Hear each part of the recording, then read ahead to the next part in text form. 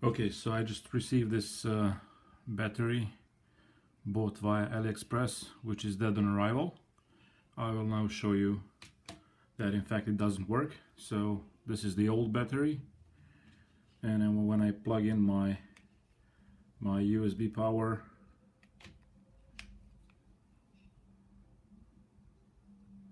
you can see that the battery starts charging immediately. Now when I do the same with the new battery,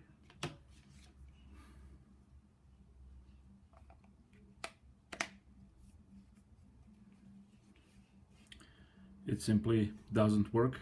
It's dead on arrival. I'm trying the on button, holding it for a while.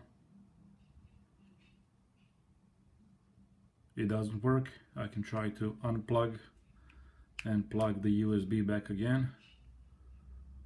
It doesn't start.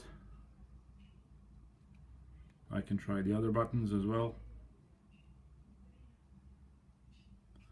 The battery is simply not working, not charging at all. So holding a button for a while.